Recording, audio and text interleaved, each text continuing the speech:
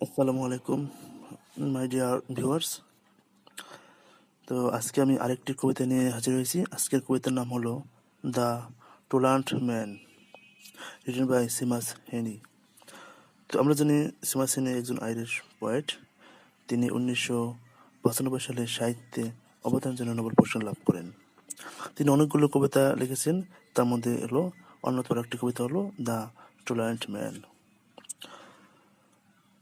The টুলান্ট man হলো একজন মানুষ যাকে ফার্টিলিটি এর দেবীর কাছে উৎসর্গ করা হয় এবং আয়রন এজে তাকে পেট বগ এ সংগৃহীত পাওয়া যায়।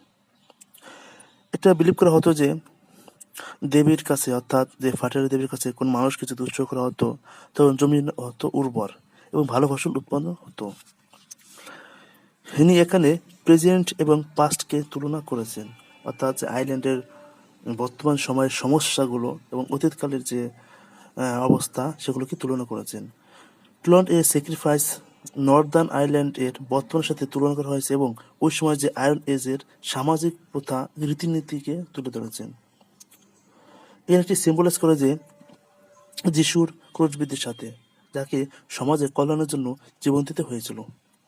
অর্থাৎ এখানে একজন ব্যক্তি, যিনি তার নাম হলো টুলান্ট ম্যান, এই টুলান্ট ম্যানকে উৎসর্গ করা হয় দেবী ফার্টিলিটির সাথে, উর্বরতা দেবীর কাছে। আর যখন তাকে উৎসর্গ করা হয় তখন ফার্টিলিটি অর্থাৎ উর্বরতা বৃদ্ধি পায় জমিতে এবং ফসল উৎপন্ন বেশি হয়। এখানে আয়ারল্যান্ডের বর্তমান এবং অতীতের সময়ের তুলনা করা হয়। আর এখানে একটি সিম্বলাইজ করে যে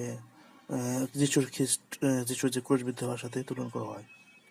এটা ছিল মূলত এই কবিতার মূল থিম। আসলে কবিতাগুলো খুব ছোট ছোট, যার কারণে থিমটা ছোট হয়েছে, তবে খুবই গুরুত্বপূর্ণ কবিতা। তো বন্ধুরা, এরকম আরও ভিডিও পেতে চ্যানেলটিকে সাবস্ক্রাইব করে পাশে থাকা বেল আইকনে ক্লিক করে উৎসাহমূলক লাইক, কমেন্ট, সাবস্ক্রাইব করতে ভুলবেন না। ওকে বন্ধুরা, সবাই ভালো থাকবেন, সুস্থ থাকবেন। আল্লাহ হাফেজ।